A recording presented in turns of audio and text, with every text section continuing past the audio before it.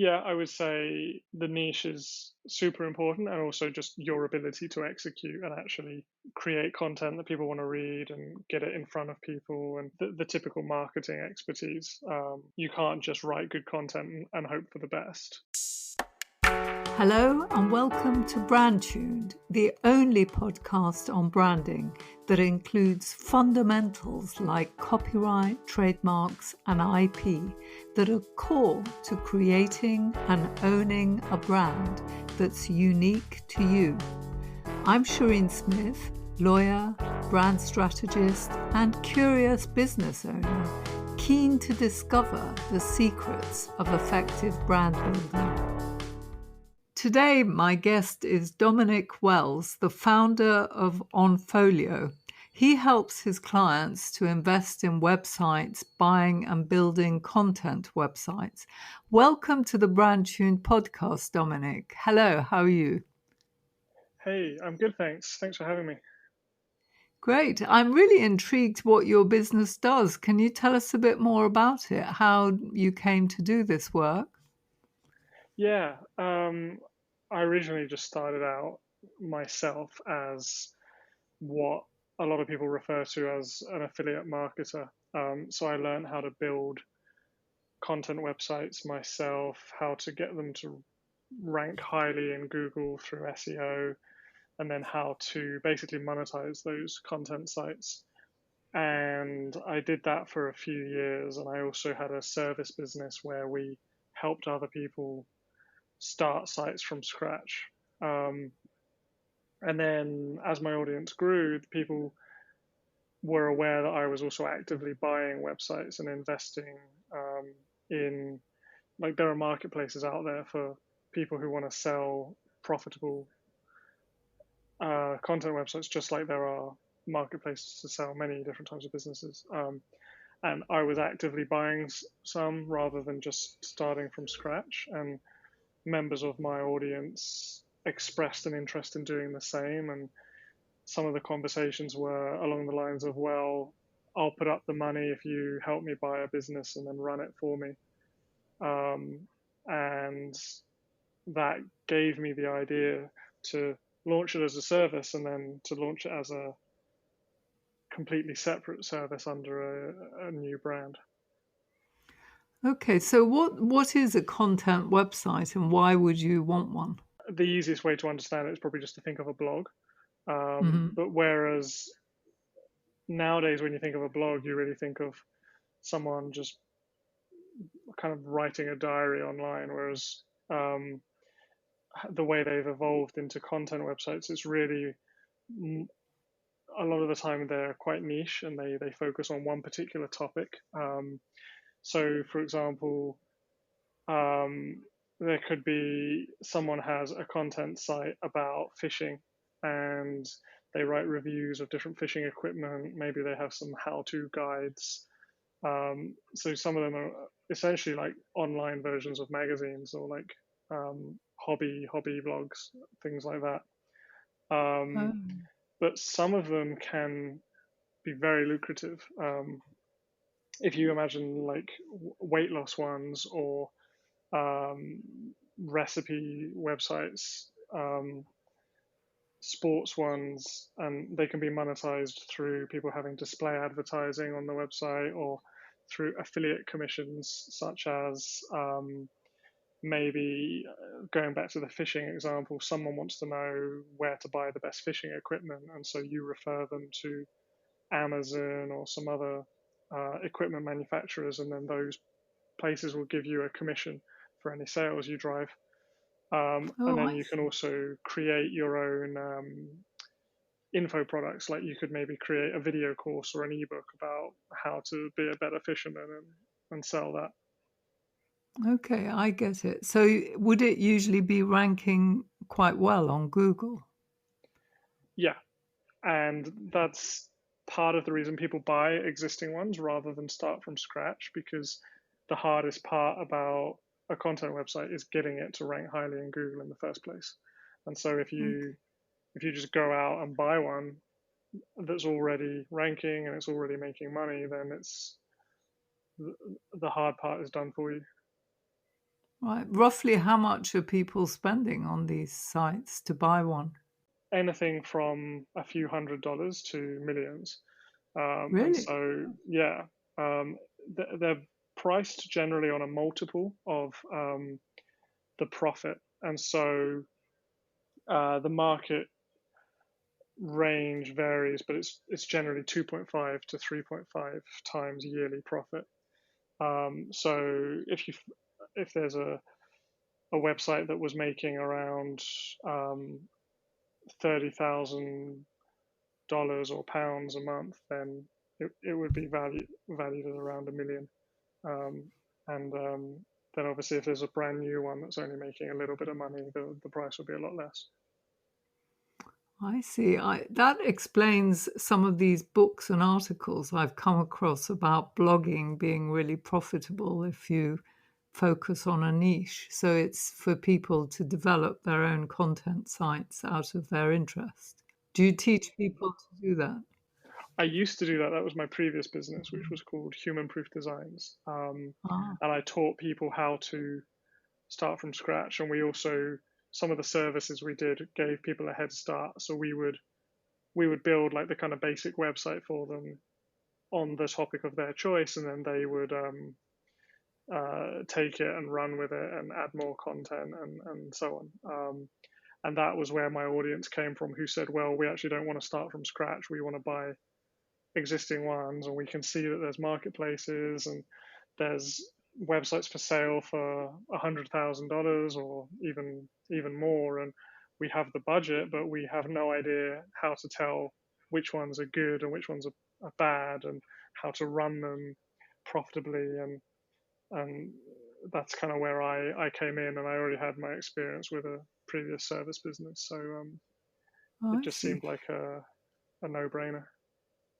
So what's your background? How did you come into all this? Um, that's a yeah.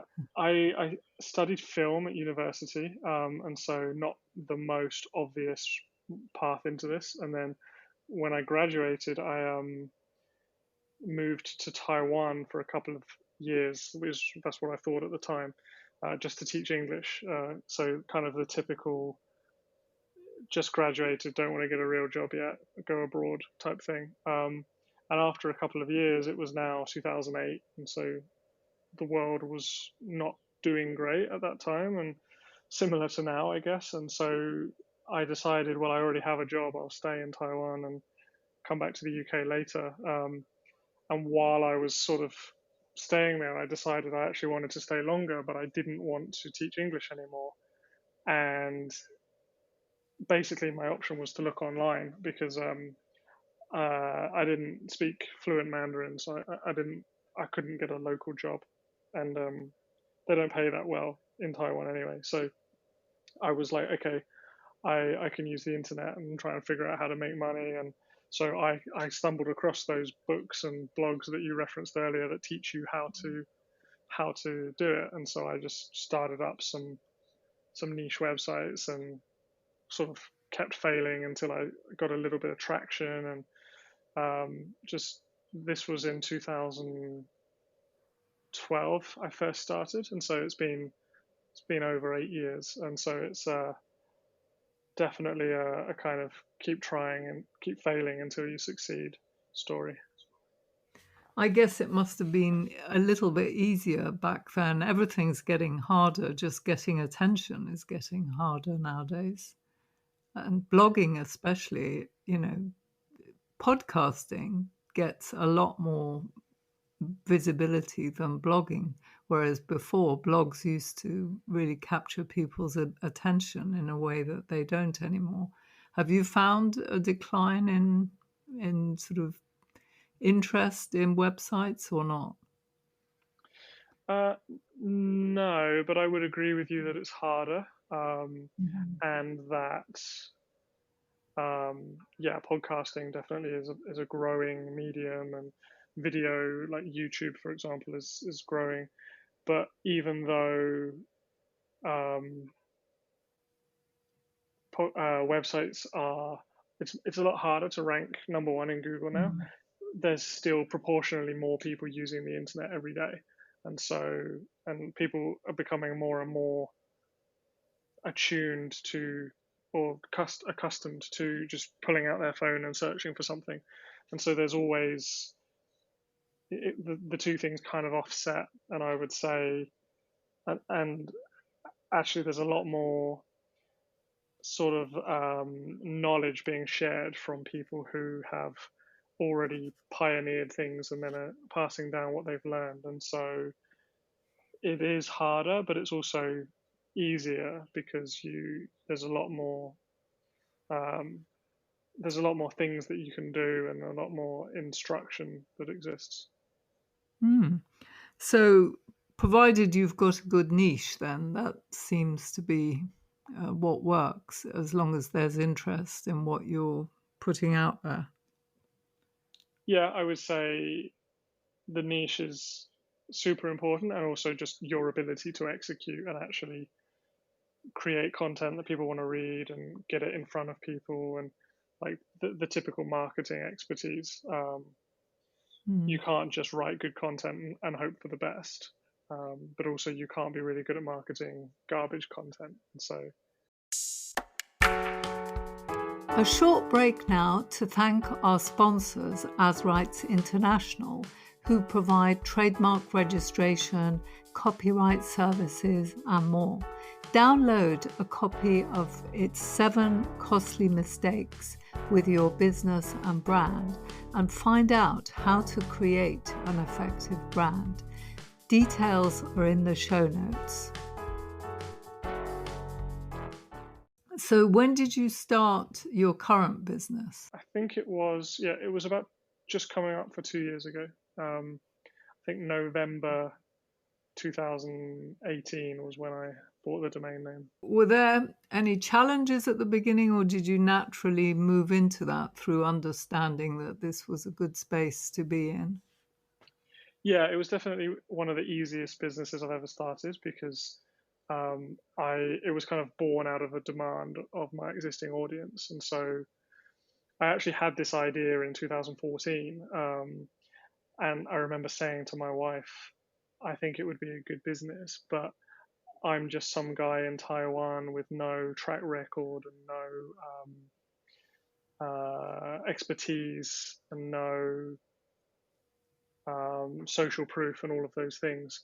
And so I was like, yeah, maybe one day. And I put the idea on the back burner, completely forgot about it. And then when I started in 2018 or 19, or early 2019, when I was starting to get traction, I thought to myself, hey, wait a second, I had this idea before, but actually now I was relatively well known because I was a how to make money online blogger, and so I had an Mhm. audience, and I had social proof from other people in the space who had audiences and could vouch for me, and um, so it was actually quite easy to get people to want to work with me. Um, so it's kind of like not like catching lightning in a bottle, but it definitely was a case of I offered something that people wanted because I was able to spot the opportunity. What was your experience of creating the brand? How did you come up with the name? I remember I was talking with one of my team members who was kind of going to be like working on the company with me from my other company, and we were going down thinking about something to do with being like a website operator, and so we were trying to come up with clever names that were would indicate that we were good at operations. And so we were just basically looking on GoDaddy or Namecheap and seeing what domain names were available.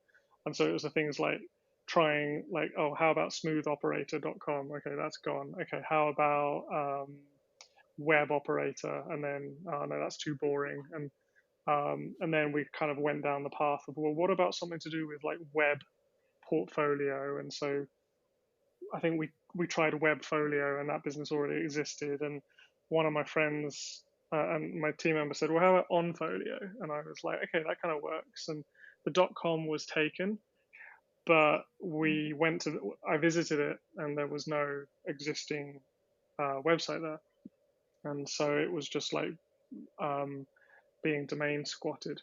And so I was like, okay, well, the .co is available, so why don't we try that? And in hindsight, I probably should have researched a little bit better, because onfolio.com is owned by Microsoft, and it was the name of a project that they had.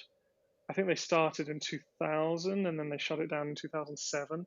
So it was long ago, and the trademark had already expired and everything. But it would have been a lot easier to start a brand name where someone wasn't sitting on the .com with no intention Yeah. to sell it. Um, so I guess I got lucky, because it could have been, encroaching on a Microsoft trademark. We'd have had to have picked a different name. But Yeah. the trademark expired, I think, in 2012, and so It wasn't renewed. yeah, Mm. yeah, and they didn't renew it. They'd already shut down the business, and it was some kind of app for organizing like photos or digital assets, and Mm-hmm. yeah, they basically just stopped using it. And so really, yeah, it was just a case of trying to come up with a name that would convey what we were doing, but not sounding too cheesy and or too boring. There's a lot of names in the space as well that are like they have Fox or HQ or Ninja or something in the name, and so Mm. we were trying to avoid something generic like that. Um, and on Folio, I think we let it marinate in our minds for a few days and then went for it. Does it mean anything in terms of what you do? Well, it's kind of like online portfolio, so it's Mm-hmm. Right. for helping Right. people build a portfolio or run a portfolio. Yeah. Yeah, it's definitely a good idea to have something a little bit more distinctive and not so generic, because I've seen people end up seeing competitors use similar names but just with a different suffix because Yeah, they've been successful. You know, so when you've got a totally generic name, there's nothing you can do if somebody else starts up with .co.uk or whatever. yeah. Well, my previous business was called Human Proof Designs, because I can't really remember exactly how I came up with that name, and I ended up hating it, because I felt it was too long, it was too wordy, it kind of was weird, um, and the story was like, well, we make websites that are not just about pleasing Google, but humans would enjoy them. So that was kind of the logic behind it. Um, Uh-huh. but I think in the end, it benefited us because it was so distinctive. Everybody knew what it was. Yeah. And I got round the wordiness by just training my audience to just use the anagram, no, the abbreviation HPD. And so yeah, that Uh-huh. was what I did with that one. Whereas with Onfolio, I wanted something shorter and a little bit snazzier, but without just seeming like we were trying to be too clever.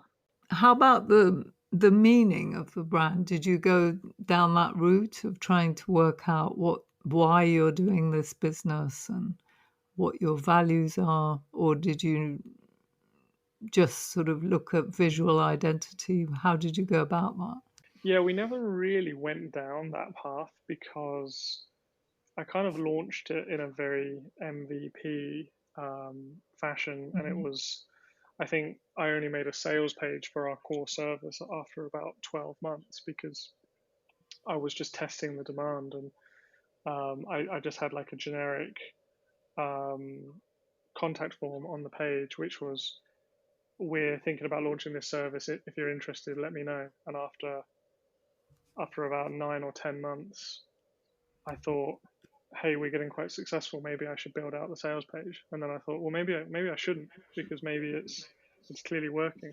And so because of that, when we first launched, I didn't put much thought into designing the brand or the message, because I just thought, well, I've got this idea, who's interested, and that was kind of how we were like, let's just put it out there and see what happens. Sure. And do you have a logo now or not? We do, yeah. I think I got a logo designed last May, 2019. So that was about 6 or 7 months into the existence of the company. So how do people work with you? Do you have Facebook groups? I mean, how do they find out about you, and then what do you do for them? Do you have different services? Presumably you don't work one to one with each person. No, I mean, I have a team, so someone on the team would be working with the client. Hmm. Um, but most people find me either because I've been on a podcast like this one, or because I'm Hmm. already known in the space. And people might go to one of those marketplaces and say, I want to buy one of these websites, but I don't know how to run it. Do you know anyone that could run it for me? And most of them would refer that person to me. Um, Oh. there's a few others like me in the space, so they wouldn't just say go work with Dom, but they would say Mhm. check out these 2 or 3 people that we can vouch for them. And then that's really it. Yeah, we don't Mm. do a lot of SEO for. It's kind of ironic. We do SEO for all the websites that we run, but we don't do it for our own website because it's very much a word of mouth and podcast. So you help look after the sites, and that's it for people who've gone and bought a site, or are you helping them to keep the content refreshed? And do you write the content? Yeah, I mean, we're basically doing everything that we would do if it was our own website and we wanted to grow it. Uh-huh. So someone will come to us and say they want to buy a website, they have the budget, and we'll go out and find one. And some people are niche agnostic; they just want something that makes money, and other people they have an interest and so they want to buy something in that. Or they already have another website and they want to get one kind of strategically aligned. And then we'll do the due diligence on the business, make sure the seller's not a scammer, and make sure the business is sort of less risky than other businesses. And then after we help them buy it, and we make sure that it gets transferred to them and everything, then we'll go out and do everything that is required, which could be adding more content, doing some search engine optimization, doing some social media marketing. It really depends on the particular business what is going to move the needle. But yeah, the idea Right. is we do everything that's needed. And what do the owners then do with it? They're affiliate marketers, are they? Well, they don't really have to do anything because we're doing it for them. So it's pure passive income for them. Yeah, pretty much. I mean, it's not completely passive because we speak to them about the direction of the site, and some people want to be a little bit more involved. But yeah, it can be passive. So essentially, what we're doing is turning an active investment into a passive investment for them. That's interesting. So that's your process then. You take care of the website. Do you do ads to help them to sell on the website? Yeah, I mean, usually the person who built the website would have set all of that up first and then got it profitable, and then for whatever reason decided to sell. And so we usually just see what they've done that works and then double down on it if we can, or we have better ideas, or we want to add additional monetization streams to the site or something like that. Just for Mm, us, it's like marketing 101. okay. So what sort of people own these sites or sell them? People who work with us, it's typically a lot of real estate investors who, so they're kind of from the investing background and they want to get higher yields. They don't want to just make 4% or whatever real estate gives them, Hmm. or just high net worth individuals in general. People who build them are more people like I was when I first started. So maybe not, they don't want to get a job, or they're interested in search engine optimization and affiliate marketing, and maybe they or they already have a job but they hate it and so they want to try and quit. And so usually it's younger people, like probably in their 20s or 30s. And the reason they sell is because it can often be a pretty big windfall if they've got a website making, let's say, 5,000 a month, and they can sell it for around 150,000. That's a big chunk of money. So a lot of them, they're like, okay, now's probably a good time for me to take some cash off the table. So what sort of return do people get on their investment if they're buying it for 150,000? I'd say in the mid to high 20s, so 25%, something like that. So it was paying its way 5,000, and then they've got to pay you to run it and things, and it still works for them. It still yields enough to be worth doing. Yeah, exactly. So even after our fees, it's still a pretty good investment compared to a lot of the other opportunities. Given that you're an internet business, I'm just wondering, which brand do you particularly admire and why? Yeah, it's funny because I was looking at this question, and for some reason, a brand that popped into my head was completely unrelated to internet. So I can give an internet one as well later if needed. But one I really always liked was Innocent Smoothies. And the reason I was thinking about this was because someone was trying to they were trying to get advice on I think they were launching like a kind of pure coffee brand, and it reminded me of Innocent. And why I liked them was because the brand name, they didn't really need a message along with the brand name. I just felt like the name Innocent tells you everything you need to know. It's not like Dave's Smoothies and then the slogan has to explain that they're like preservative free and everything. And I also liked them because so I used to work in Waitrose before I left and went to Taiwan, and at Christmas time, Innocent used to put chocolate coins in the packaging for the shelf stackers, and they'd say, without you guys we wouldn't get our product on the shelf, so have a good Christmas. And it was really nice. And so nice gesture. It was like no one else would even think about the shelf stackers, and I don't think that's, it's just, you wouldn't think about it, you think about the customers buying it. And so I really liked their messaging and just the whole brand identity that they had built. Yeah, good choice. Well, thank you very much, Dominic, for appearing on the podcast. Yeah, thanks for having me. That's it for this week. Do subscribe to the Brandtuned newsletter to get weekly updates. I'd also love to get your feedback. Just send me an email to info@brandtuned.com. Finally, if you liked the episode, please do share it with your friends and colleagues and review it on iTunes or whichever platform you use to listen to podcasts. If you leave us a 5-star review, it means more people will listen and we can spread the word much more quickly about the podcast. Thank you, and bye for now.